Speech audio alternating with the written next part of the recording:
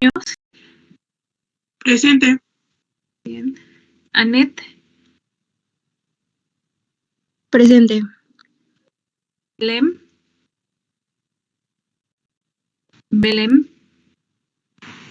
Presente. Muy bien. Jocelyn. Presente. Bien. Fabricio. Presente. Pita. Presente. Bien. José Rivas. Presente. Muy bien. Jesús. Presente, profe. Andy Romero. Presente. Luisa. Presente. Bien. Liz. Presente. Otoniel. Presente. Lee. Presente. O. Diego. Kevin. Presente. Me faltó alguien en lista. Ay, y ni les compartí la lista, perdón. Ajá, muy bien, vale. Bueno, pues entonces vamos a ir vamos a trabajar, muy bien. A ver, Belém. Belém, ¿andas por ahí, Belém? ¿Nos podrías indicar en qué nos quedamos, Belém? Porfis. ¿Qué fue lo último que vimos, Belém? ¿Podrías indicarnos, porfis? Belém, ¿me escuchas? Belém. Sí, profesora. Dale. Muy bien. ¿Qué recuerdas que fue lo último que vimos, Belém? A ver. ¿Qué recuerdas, Belém? Espera, estoy buscando mis apuntes porque no recuerdo muy bien. Muy bien. Diana. ¿Andas por ahí, Diana? ¿Me indicas?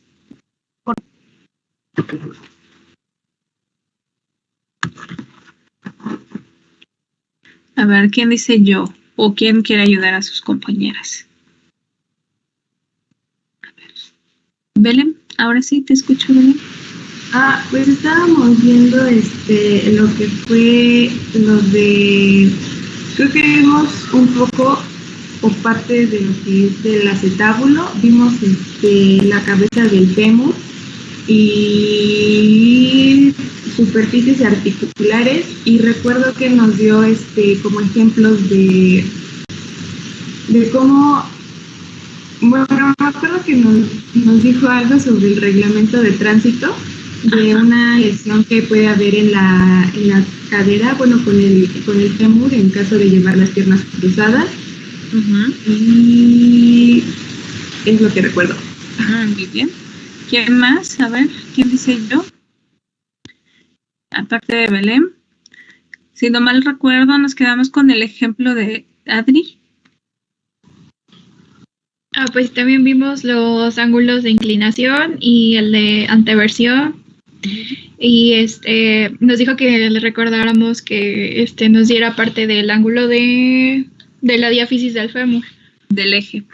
Exactamente. Muy bien, del eje lo vimos, pero muy rapidísimo, ¿no? Como que no alcanzamos a terminarlo.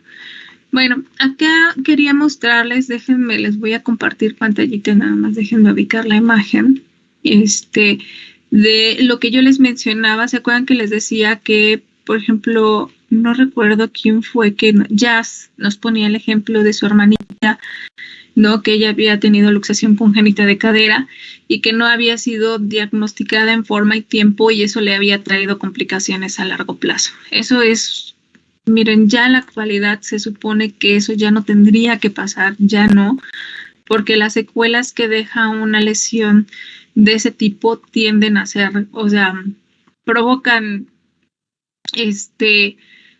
demasiadas dificultades o demasiados problemas a largo plazo, ¿no? Entonces provocan desgastes articulares, como yo les decía de mi paciente con secuelas de mielomeningocele. Ella caminó hasta los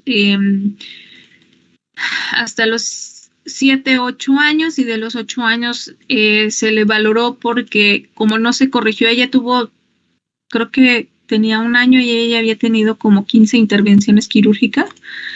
Entonces, cuando se le hizo la corrección de la cadera, se le posicionó se posicionó a la pacientita, pero no formuló un acetábulo suficiente, y entonces cuando ella empezó a caminar, pues obviamente empezó a desgastar la articulación y ya tuvimos que que dejara de caminar, porque a final de cuentas, si ella seguía caminando, pues iba a desgastar más la superficie articular.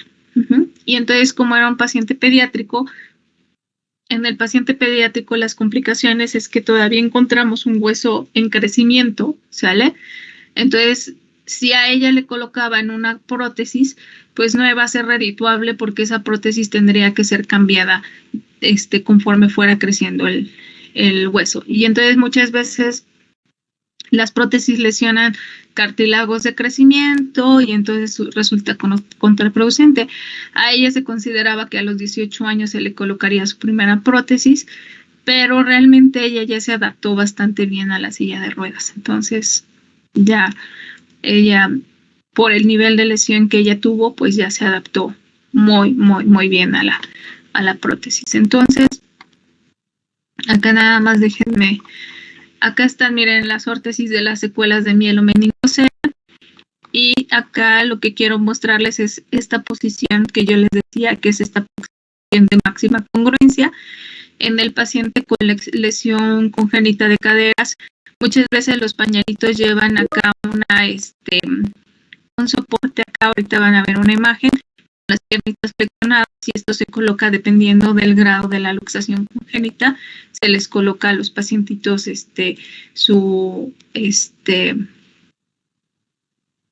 se coloca el posicionamiento en forma de pañal, dependiendo de la edad. Miren, acá están pacientes pediátricos, son extremadamente incómodos. Obviamente los pacientitos no se sienten cómodos con estas posiciones para que puedan mantener, ¿sale? Entonces, bueno, acá hay otro tipo de órtesis.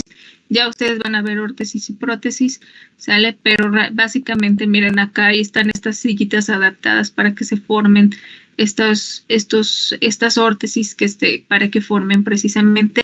Y es lo que yo les decía, esta abducción, ¿sí? Con la flexión de la rodilla, que sería el otro, y la separación, que va a permitir que haya una máxima congruencia articular, ¿vale? Entonces, ahí están. A final de cuentas, yo siempre les he dicho, la biomecánica tiene que tener un sentido, si no, ¿por qué sería tan difícil? Imagínense lo complicado que es entender la biomecánica, ¿no? Y que no tuviera ningún sentido, ¿sale? Entonces, desde acá, todas estas posiciones de angulación normalmente se solicitan a los pacientitos pediátricos. Ya, estas son unas imágenes un poco antiguas, pero bueno, así, miren, acá está. Acá, por ejemplo, para cuando nosotros medimos los ángulos, por ejemplo, en estos pacientitos, mi pacientita tenía una lesión muy parecida a la que está esta chiquita, ¿sale? Tenía una lesión muy parecida, ¿sale? Entonces, por ejemplo, aquí, ¿qué pasa con el ángulo del eje de la pierna? De inclinación, de anteversión y todo eso, pues no. Entonces, se utilizan este tipo de ortóticas para hacer las correcciones. Entonces, vamos a ver que existen muchos tipos de ortótica. Miren, acá va a haber muchos tipos de ortótica y para diferentes tipos de procesos patológicos, ¿vale? ¿Sale? Entonces, para eso sirve esto que estamos viendo, ¿sale? Belén, no sé si quieres comentar algo. Creo que se activó tu audio. Sí, es que, bueno, cuando empezaron a comentar sobre luxación congénita, yo aquí en el pueblo donde vivo, había un bebé, pero bueno, las imágenes que ahorita muestran, pues son como, bueno, tenía como sus piernas, pero solamente como que poquito. Y el bebé que yo vi tenía como, o sea, sus piernas completamente abiertas, como si estuviera haciendo un paréntesis. Ajá. No, ya. ¿Squash? Ajá, las tenía completamente estiradas. O sea, nada más así con su compás completamente abierto. Y bueno, yo nunca escuché algo así como que tuviera algo así como una luxación, sino que solamente habían dicho que los huesos de su pierna, que era el fémur y la cadera, no se habían desarrollado bien. Pero, o sea, yo no me explicaba por qué si cuando se supone que estamos dentro de la mamá, pues tenemos como las piernas juntas y pues, estamos en posición fetal. Y por qué, bueno, a este bebé cuando nació, o sea, solamente le dieron como cierto tiempo y después era yeso lo que tenía. Oh. Bueno, ahí dependerá mucho del proceso. Miren, ahí es donde entra su lógica, chicos, ustedes como fisioterapeutas, entra mucho su lógica de la inmovilización. Yo siempre les voy a decir, así como va a haber desde fisioterapeutas hasta médicos, pediatras, ortopedistas, que van a hacer las cosas bien, así como otros que no van a hacer las cosas bien, ¿no? Porque a nosotros nos va a tocar corregir muchas negligencias. Yo trabajé un tiempo en el área de demandas del ISSSTE, ¿sale? Entonces yo trabajaba en el Hospital Betania y nos llegaban todas las demandas que eran del ISSSTE, todas las demandas. Entonces era desde, por lo regular, la mayoría eran consideradas, algunas eran como, unas sí eran iatrogenias, otras eran negligencias. Esos conceptos los van a ver más adelante. La iatrogenia hay diferentes tipos de iatrogenia. Hay, por ejemplo, las administrativas, las por falta de conocimiento. Esa iatrogenia a mí me causa mucho conflicto. Como un médico o un fisioterapeuta puede tener falta de conocimiento y provocarle a su paciente una lesión que le va a quedar de por vida. O sea, imagínense eso. Entonces a mí me tocó, era un área muy difícil porque pues a final de cuentas nosotros teníamos que estar así como con pincitas porque no podríamos provocarle alguna otra lesión más o teníamos que tratar al paciente porque había el riesgo de que ellos nos demandaran a nosotros también. Entonces trabajamos era un área muy difícil, ¿no?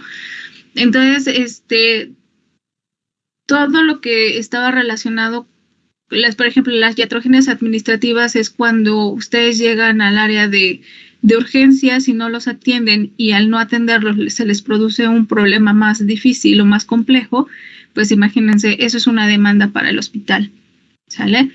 Otro tipo es cuando el médico tenía todo para hacer bien las cosas y no las hizo bien, el especialista, ¿sale? Y muchas veces también eran de fisioterapia, ¿sale? Entonces, era un área muy compleja porque, a final de cuentas, esto sale por el comentario de Belén. Ahí yo, o sea, a final de cuentas, como fisioterapeuta, si este pacientito hubiera llegado a mis manos, yo hubiera valorado por qué él tenía la posición en split, porque realmente el split, si ustedes lo ven acá en las imágenes, me voy a regresar un poquito a la secuela de mi meningocele, que yo creo que esa era la característica de nuestro pacientito, que es esta posición. Y tú decías que le habían colocado las piernitas completamente en split. Ahí nos hubiera traído. Lo tenía completamente estiradas. Bueno, ya a mí se me hacía como que muy feo porque, o sea, no era como las prótesis que pueden quitar y poner. No, por ejemplo, hay muchos niños que ocupan prótesis en las noches, hay niños que ocupan prótesis durante el día y se los quitan en las noches. Y por ejemplo, este bebé pues estaba muy chiquito, o sea, no tenía prácticamente semanas y pues era completamente, bueno, se me hace como que muy cruel que le tuvieran así. Sí, probablemente ahí ya no se utilizan ese tipo de órtesis. Quería yo buscarles aquí pañal. Déjenme buscarles. Son los pañales, se les llama pañales para las para la luxación congénita de cadera. Ahorita les muestro. Ya no se utilizan, ya en la actualidad para la luxación congénita de cadera, y ustedes van a ver que los pañales ya no son tan agresivos. O sea, no sé, yo creo que ahí este chiquito tenía alguna otra combinación de algún otro proceso. Yo quiero creer que tenía otro proceso, porque para que les coloquen ese tipo de pañales Yo les voy a decir, hay de todo un poquito. Miren, estos son los pañales. Estos son los pañales que se utilizan en la actualidad para la luxación congénita de cadera. Probablemente este podría ser uno de los más complejos y sería en una luxación demasiado bien marcada, pero ya en la actualidad, miren, ya no se utilizan pañales tan agresivos, ya se utilizan, y acá lo más importante era lo que yo les decía, el posicionamiento de la cadera que permita que se forme el acetábulo. Es uno de los puntos clave, ¿no? Ese es el objetivo de estas órtesis, que permitan hacer congruencia. En este caso, por ejemplo, esta chiquita probablemente no se haya formado nada del acetábulo y entonces lo que se hace es que impacte completamente la cabeza del fémur directamente sobre el acetábulo para que se forme y no haya ninguna complicación. Hay unos pañales, ya casi no se utilizan, pero hay unos que tenían una barra aquí inferior, tenían una barra de metal, pero esos son mucho más traumáticos para los pacientes pediátricos, ¿no? Los de la barrita inferior ya no se utilizan. Les digo que ya en la actualidad ha evolucionado mucho la ortótica, ¿sale?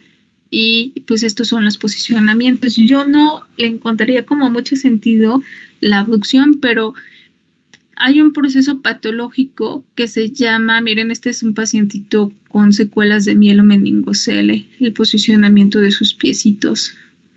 Ustedes ya llevaron embrio y en embrio ven el mielomeningocele. Recuerden que el mielomeningocele es un proceso patológico que se forma aproximadamente a los 21 días del embarazo. Siempre a los 21 días del embarazo la mamá ni siquiera sabe que está embarazada. Normalmente se dan cuenta que serán a las 12 semanas aproximadamente, si bien les va. No, a las 6 semanas, perdón, a las 12 semanas son 3 meses. A las 6 semanas, si bien les va, ¿no? Entonces, por una deficiencia de minerales, del ácido fólico, del calcio, del zinc, del magnesio, a los 21 días es cuando se hace la solicitación más grande de estos nutrientes y si no se da, se forma un agujerito en la columna vertebral y entonces se da este concepto de las secuelas de mielomeningocele. Pero bueno, miren, estos son los pañales y bueno, acá ya está lo que yo les mencionaba. Cuando el bebé viene en una posición de sedestación larga, ¿sí? ¿Sale? Entonces es como se da. Les voy a buscar, miren, la posición. Es esta. ¿Vale?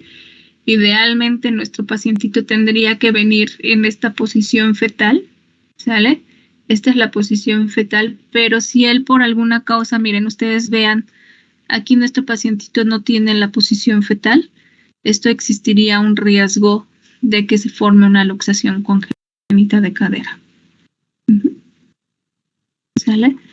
Entonces,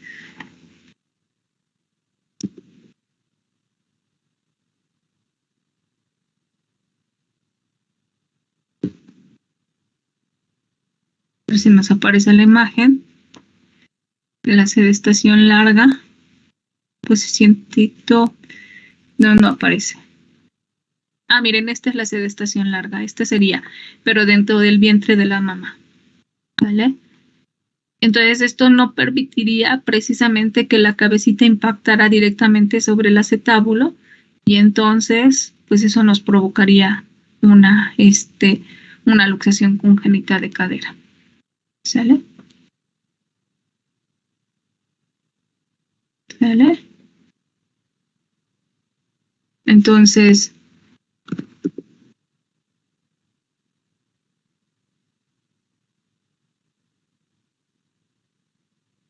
me faltó de posiciones.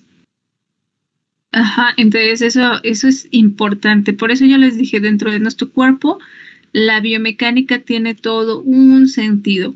Si por algo sus piernitas quedan elongadas, pues nos va a traer un montón de complicaciones, ¿vale? ¿Sale? Muy bien. ¿Sale? No sé si tengan alguna otra duda, pregunta. Y bueno, ahí, bueno, te iba a comentar, Belén, hay una enfermedad que se llama artrogliposis, así como suena artrogliposis. Y la artrogliposis es una enfermedad donde los niños nacen sin articulaciones. Así se le llama. ¿Vale? Y las articulaciones más afectadas son el codo y la rodilla y la muñeca y la mano. ¿Sale? En el hombro y la cadera se llegan a recuperar algunas, un poquito de amplitud de movimiento, pero la rodilla y el codo, la rodilla y el codo son los más afectados. Los pacientitos normalmente adoptan estas posiciones y una posición igual. Entonces es muy complicado la rehabilitación en los chiquitos porque ellos tienen que hacer desde acá tienen que hacer sus funciones, o sea, ellos tienen la ausencia de articulaciones. Entonces, a lo mejor por ahí podría ir, no sé, necesitarías, no sé si tengas acceso a hacer un buen historial clínico para ver por qué le colocaron las piernitas en esa posición. Pero sería lo único que me vendría a la mente. ¿Quién sabe? Pues sí, igual porque, o sea, muchas veces sí quise preguntarle por qué estaba su niño así, pero bueno, estaba muy chiquito y ahorita, pues, o sea, lo he visto caminar. Y bueno, yo no digo que camina como vaquero, porque bueno, en las películas de los vaqueros las piernitas abren sus piernas cuando van caminando, y cuando se para, sus piernitas como que se hacen como en X. Ah, ya. Y o sea, como las piernas de Kiko. Ajá, o sea, camina como con piernitas de asterisco, y cuando se para, o sea, junta mucho lo que son sus rodillitas. Ajá. Sí. Es las piernas de Kiko. Sí. Recuerden que nosotros tenemos la coxa vara y la coxa valga. Entonces, ahí, ¿cuál sería? ¿A qué lo atribuirían las piernas en W? A las piernas de Kiko. Las piernas de Kiko, ¿a qué se atribuirían? ¿A una coxa vara o a una coxa valga? Valga. Y las piernas de Charrito estarían relacionadas a un varo, ¿sale? Entonces, cuando aumenta o disminuye este ángulo, recuerda que es muy importante. Entonces, a lo mejor el mismo posicionamiento del paciente le provocó esa alteración, ¿sí? Nos vamos a encontrar de todo en este mundo, chicos, ¿sale? Con nuestros pacientes. Entonces, ahí si tú me recomendarías, lo mandaría a fisioterapia. ¿Qué edad tiene el chiquito? ¿Cómo qué edad tiene? Pues no sé, yo como unos 5 o 6 años más o menos. Sí, ver qué tanto se puede hacer con fisioterapia. ¿Sale? Ahí tendríamos que ver qué tanto se podría hacer de corrección con fisioterapia. Ya está grandecito, pero a lo mejor todavía se puede hacer una corrección. Entonces, estas son las famosas piernas de Kiko, ¿vale? Ahí. Esto nos provocaría las piernas de Kiko, ¿sale? Esta, así. Y estas nos provocarían las piernas de Charrito, ¿sale? ¿Vale? Acá tendríamos que valorar que no sea un genu varum o un genu valgum, la rodilla o un pie pronado, un pie supinado, pero desde ahí vendría, ¿sale? Y bueno, ya el último ángulo con el que nos quedamos, yo les decía que a final de cuentas en el miembro inferior nosotros teníamos un eje mecánico de la pierna. El eje mecánico de la pierna se establece desde lo que es el punto más alto de la articulación coxofemoral, que equivale al punto más alto del fémur, que sería ¿sale? Se marca una línea que atraviesa entre lo que va a ser la cara articular o la cara anterior de la articulación, ¿sale? La cara anterior de la articulación, la cara anterior de lo que es los cóndilos femorales, ¿sale? Que es la tróclea, lo que nosotros definimos como tróclea. De ahí llegaría directamente a la tibia y se marcaría. Aquí vamos a encontrar esta imagen, me encanta porque habla del eje del fémur, el eje de la tibia. Vamos a tener en pie un famoso eje, el eje de Henke y el eje del antepié. Entonces, todo esto, vamos a ver cómo se constituye el eje de Henke más adelante, pero todo esto, esta línea marcaría el eje del segmento o del miembro inferior. Cuando lo unimos al eje longitudinal, lo que es el fémur, si se dan cuenta, este es el punto más alto y atraviesa hacia la línea media. Entonces acá nosotros marcaríamos una línea que atravesaría desde lo que es el cuello, ¿sí? El cuello anatómico, ¿sí? Y atravesaría todo lo que sería el eje del fémur. Entonces se supone que este eje de rotación, porque realmente lo que nosotros vamos a ver ahí es un eje de rotación, equivale precisamente de 7 a 5 grados. Bueno, si nosotros vemos acá la imagen, ¿sale? Ustedes me voy a poner en primer plano para que me vean, ¿vale? Si nosotros vemos esta imagen, este eje estaría aproximadamente aquí, ¿vale? Aquí estaría el eje, ¿sale? Y si nosotros lo vemos desde una vista superior, ¿sale?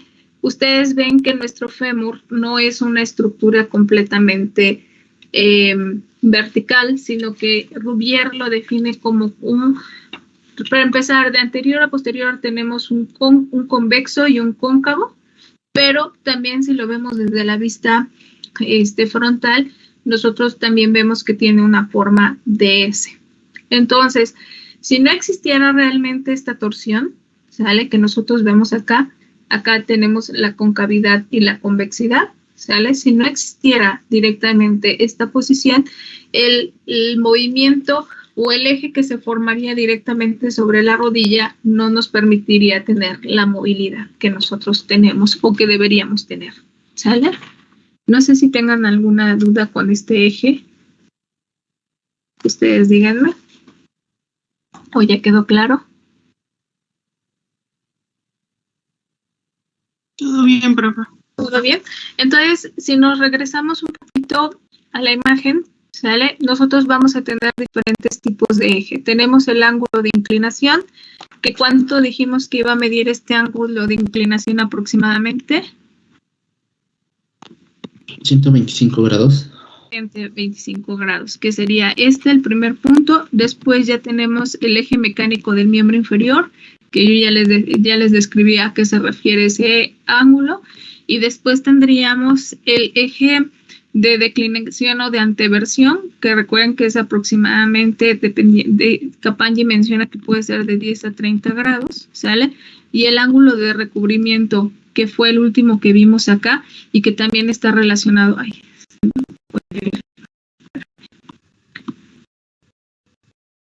que podría estar relacionado precisamente con esta imagen que nosotros vemos acá, que podría ser también de 30 grados, lo menciona Capanggi.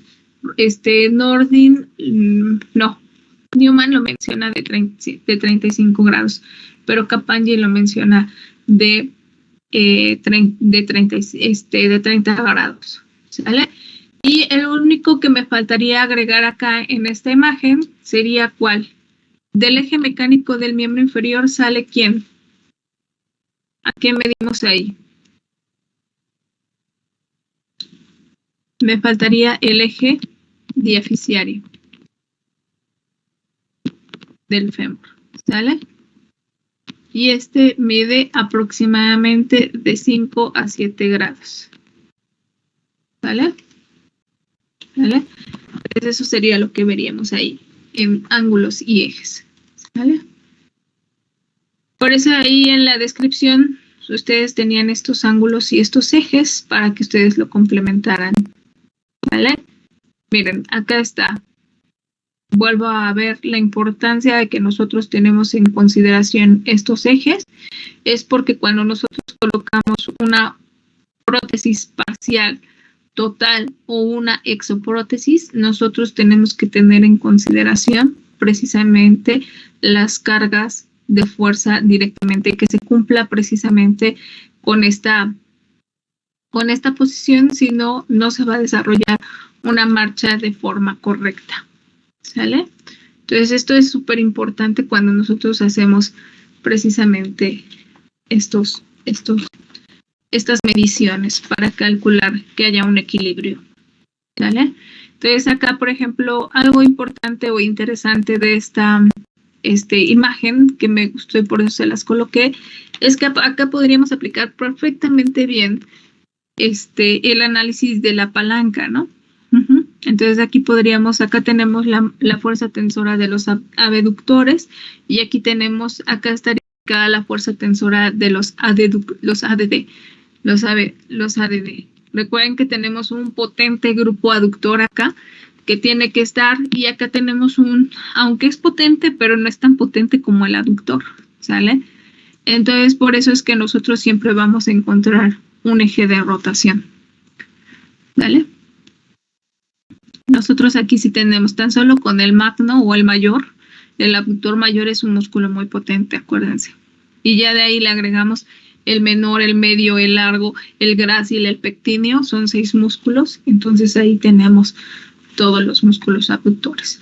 Y acá pues sí vamos a tener a los abductores, pero recuerden que tenemos al tensor de la fascia lata, el deltoides glúteo. Vamos a ver este concepto del deltoides glúteo, que son los 3 glúteos que se conjuntan y funcionan como abductores. ¿Sale? Entonces, siempre es importante para eso mantener este equilibrio. Y bueno, entonces, dentro de las características, como ya bien lo habíamos mencionado, la cabecita del fémur en relación con el acetábulo es muy importante. Aquí les había quedado de ver unas imágenes, acá se las coloqué. Sí, aquí...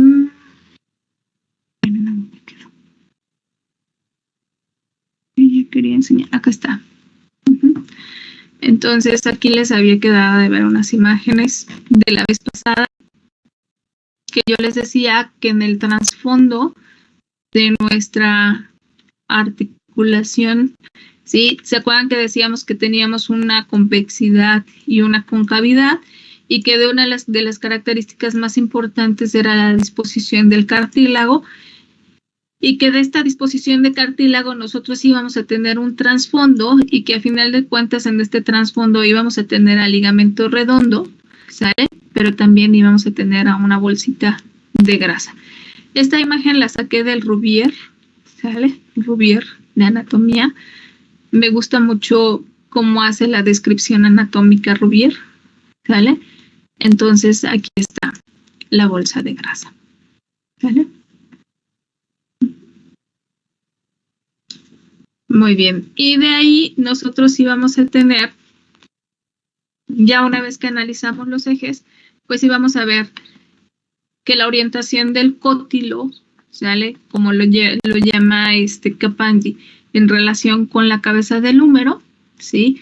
A final de cuentas generan esta articulación que nos permite tener estos 3 grados de libertad, ¿sale? Que nos iba a permitir tener estos 3 grados de libertad y nos iba a permitir, acá está otra vista, por ejemplo, acá del ligamento y su disposición del ligamento, del ligamento redondo o el ligamento de la cabeza del fémur. Acá está súper bien descrita cómo se da la inserción directamente sobre la cabecita del fémur y cómo se compone de 3 haces. Recuerden que el ligamento de la cabeza del fémur va a tener un haz anterior, un haz posterior y un haz medio, ¿sale?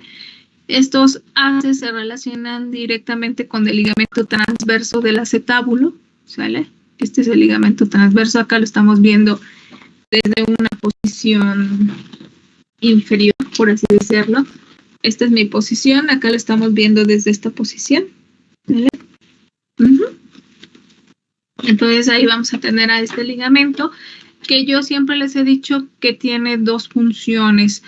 Tiene una función de unión, porque al final de cuentas esa es su función más importante, la función de unión, ¿sale? O sea, que permite la unión entre la cabeza del fémur y el acetábulo, pero también va a tener, dentro de su fisiología articular, va a tener una función de adaptación. ¿Sale? Es una característica bien importante de nuestra superficie articular. ¿Vale? Entonces, aquí es donde vamos a encontrar, como yo les mencionaba, la disposición del acetábulo con la cabeza del fémur nos va a dar el ángulo de anteversión, porque yo les decía que este está hacia arriba, hacia adentro y hacia afuera, o hacia adelante, mientras que el acetábulo está hacia abajo, hacia afuera y hacia adelante. Entonces, eso nos va a dar el ángulo de anteversión. ¿Sale? Es uno de los puntos clave que nosotros tenemos acá. ¿Sale? Y dentro de las superficies articulares, yo les decía que íbamos a encontrar una cápsula extremadamente potente que va a estar reforzada precisamente por son 3 ligamentos, pero sus ligamentos van a tener diferentes haces. ¿Sale? Entonces se considera que los nexos, bien, ¿qué leyeron ustedes? ¿Qué leyeron de la cápsula? A ver, ustedes díganme, ¿qué leyeron de la cápsula? A ver, ¿qué leyeron de la capsulita? ¿Qué características iba a tener nuestra capsulita?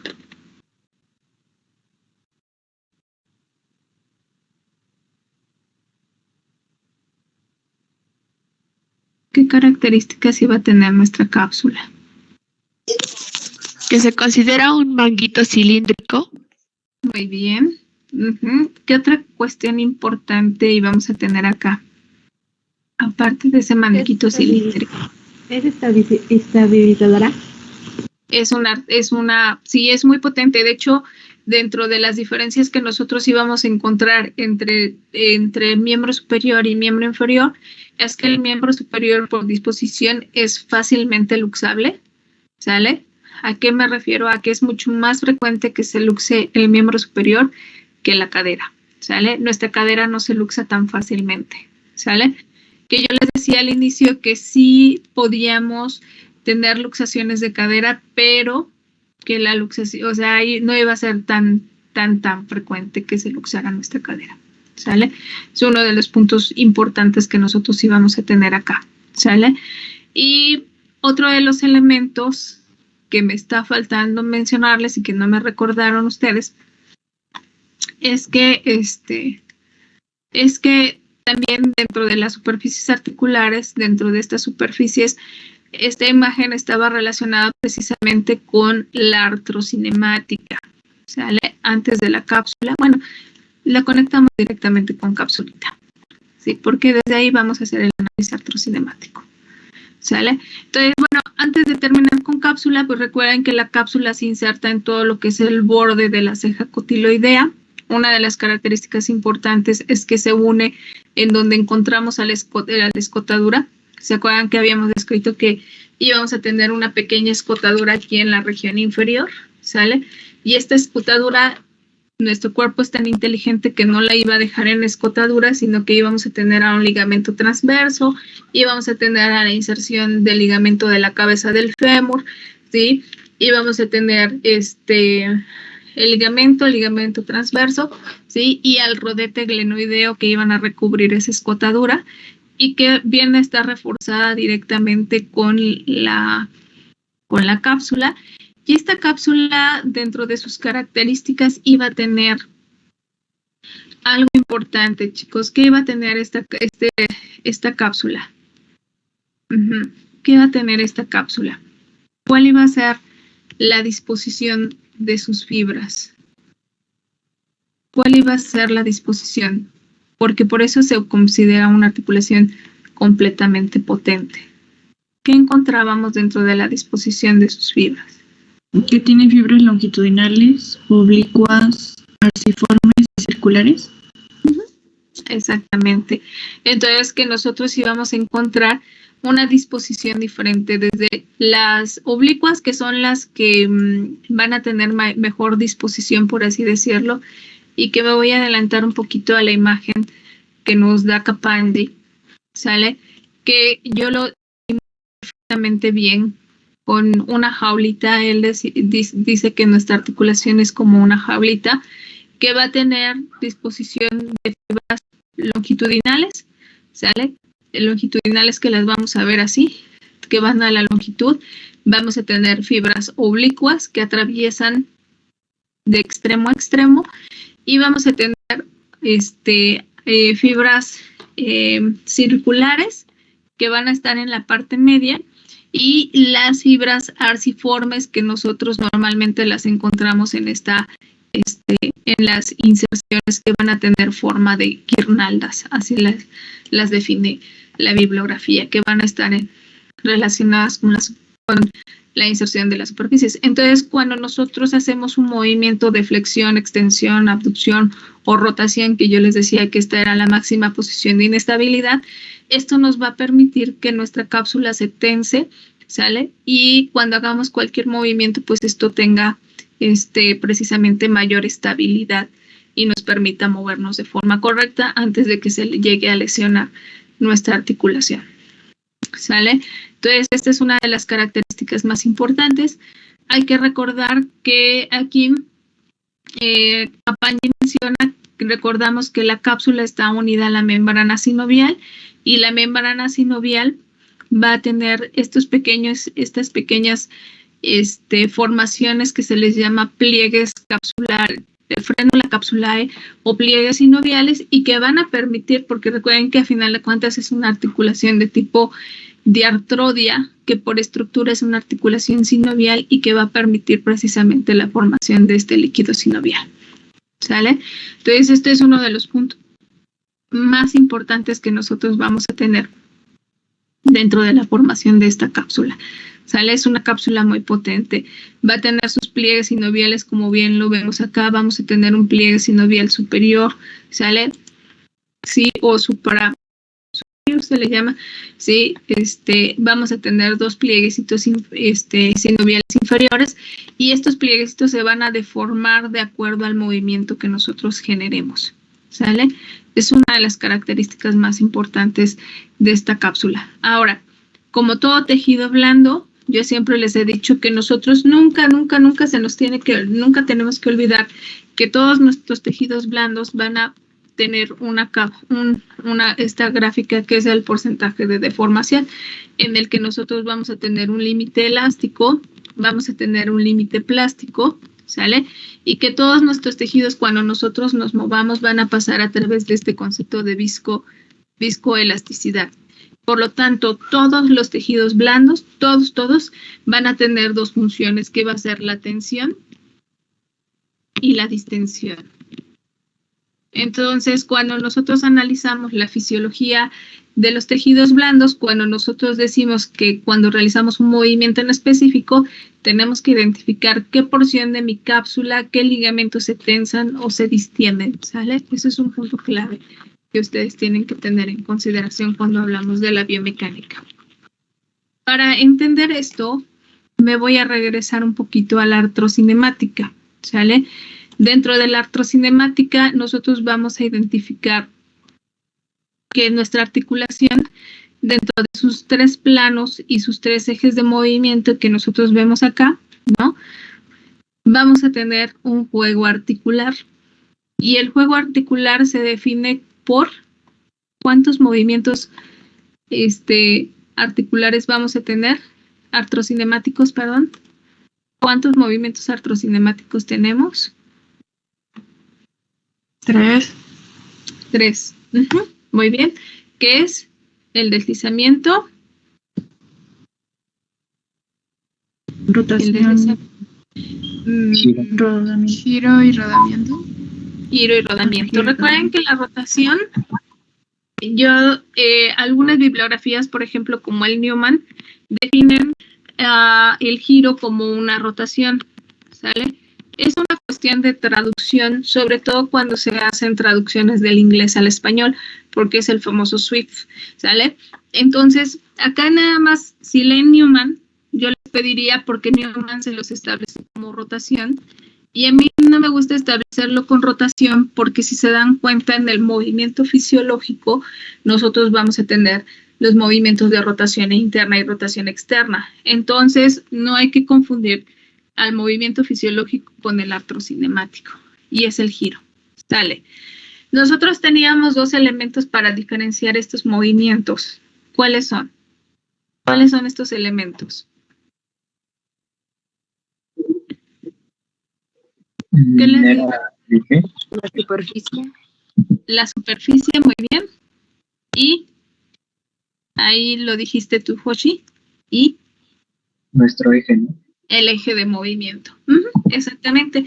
Entonces, ahí nosotros tenemos que, dependiendo de la superficie, de la posición que adopte la superficie articular y el eje, nosotros vamos a poder definir el giro, el deslizamiento, ¿sí? El deslizamiento y me falta el rodamiento. ¿Vale? El rodamiento. Ahora, todas nuestras articulaciones se van a mover en relación a la regla del cóncavo convexo. ¿Quién se acuerda que era la regla del cóncavo convexo?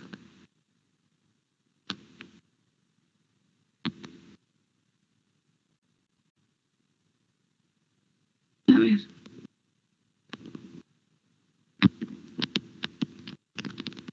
Yo decía, bueno, la bibliografía nos mencionaba que cuando el segmento cóncavo es el segmento fijo o el brazo, perdón, cuando nuestro cóncavo es el segmento móvil o el brazo móvil, ¿qué iba a pasar? Cuando nuestro segmento convexo era el móvil, ¿qué iba a pasar? ¿Quién dice yo? ¿Quién dice yo? ¿Jime? Era que cuando el segmento móvil era convexo, va a ir en contra del movimiento y cuando el segmento móvil era cóncavo, va a ir a favor del movimiento. Entonces, una de nuestras máximas representantes que nosotros tenemos para entender esta regla del cóncavo convexo, y me gusta explicarla con la rodilla, ¿sí? Por ejemplo, cuando nosotros hacemos una sentadilla, bueno, acá los cóndilos, ¿vale? Los cóndilos femorales son los que cóncavos o convexos. A ver, ustedes díganme.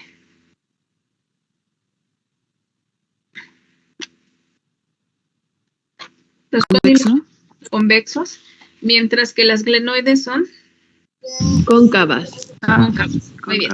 Entonces, acá, cuando yo hago una sentadilla, ustedes ubiquen el movimiento de sentadilla, ¿sale? Cuando yo hago una sentadilla, por ejemplo, y mi segmento móvil es el convexo, ¿qué pasa con el eje de rotación? Porque recuerden que acá nosotros conocemos esto como ejes de rotación.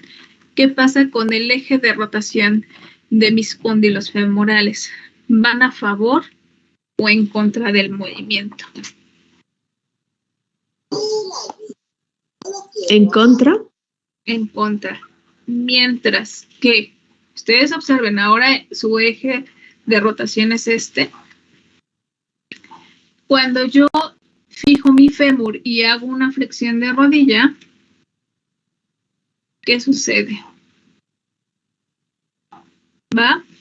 A favor. ¿Qué? A favor. ¿Sí logramos diferenciar todos este concepto? Ustedes díganme. ¿Sí? ¿Sí? Entonces, aquí está.